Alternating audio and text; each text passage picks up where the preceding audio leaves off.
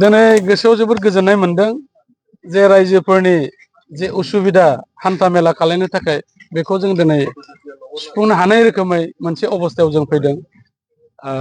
गसाइगाव समस्ति हिसाबै गोबां जायगायाव गोबां ओनसोलाव लामाफोरनि जोबोद जेंना जानानै दङमोन। नाथाय बेखौ जोङो बोसोरफा मोनफा रोखोमै गोबां खामानि मावनायनि गेजेरजों दिनै जोङो गोबां लामाफोरखौ जोङो फाखा खालामनानै होनो हाबाय। आरो आङो दिनैनि बे गोदान 9टा लामा जेबाव बानायनाय जागोन बेनि गेजेराव जोङो दा मोनसे जोङो बेखेवनानै फैखांबाय। दा नैबे भरतपुर ओनसोलाव दङ सिंमारिखौ जों खालायखांबाय। दा माथियापारा गावसुं गावहायबो खालायखांगोन आरो गुबुन गुबुन जायगायावबो दङ। आरो बे जे जायगायाव जों गसंदों बे जायगानि बे लामा बेखौ नैबे 4.5 बोसोरनि गेजेरावनो बिटिआर सरकाराबो बानायदों आरो आङो एमएलए फान्डनि दारैबो खालायदों बेखौ। दा आरआइडिएफ होननानै बुङो बे फान्डआ, बेखौ आसामनि मानगोनां चिफ मिनिस्टार बिथाङा हरो जों एमएलए साफ्रोमनो। दा बेखौ नैबे भरतपुरनिफ्राय लानानै खासियाबारि थांनाय लामा जे बे हान्था मेला खालायनांगौ रायजो राजाफोरजों लोगोसे माखासे स्टुडेन्टफोर बिथांमोना जोबोद जाल्लायाव गोलैनानै दंमोन। दा बेखौ खालायनानै होगोनखौ बिथांमोना मिन्थिनानै एबा दिनै जोङो बे बेखेवनायनि खुन्थियाखौ बेखेवनाय लोगो लोगो बिथांमोना जोबोद गोजोननाय फोरमायदों। आरो बिथांमोना होनदों जे थांनाय 17 बोसोराव बे ओनसोलफ्राव खुनु लामाखौ बिथांमोना नुनो मोनाखैमोन।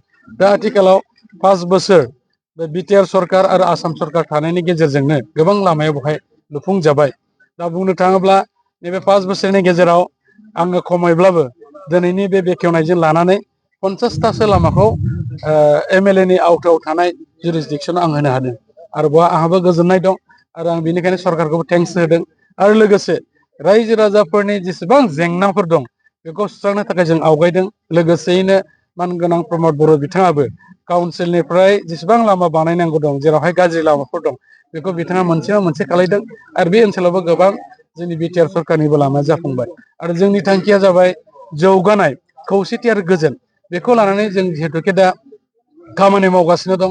उन समावबो जोङो रायजोफोरनि गाहाम हाबा मावलांनो जोङो थियारि जानानै दङ। आरो फैबाय थानाय समावबो आरोबाव बेफोरबायदि जे जायगायाव दिनै हान्था मेलानि थाखाय जोबोद खस्थ' जानानै दं बैफोर ओनसोलखौ जों सार्भे खालामदों। आरो लोगोसेयैनो गुबुन गुबुन हेडनिफ्राय आरो फैगासिनो दङ। आं मिजिंथिदों खम समनि गेजेराव जोंनि बे ओनसोलनि लामानि जे जेंना बेखौ सुस्रांनो हागोन होननानै आं मिजिंथिदों। आरो रायजोफोरखौ आं खावलायदों जे रायजो राजाफ्रा बे लामा बानायनायाव माबा मोनसे खुथि नाथि जायोबा बिथांमोना थिकादारफोरखौ हेल्प खालायगोन।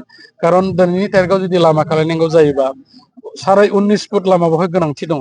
नाथाय जायगा जायगा बबेजोंबा सौख'नानै थांनांगौ जानायावहाय हयथ' फांसे फांनै गय खान्थाल बेबो दानफायनांनोबो हागौ।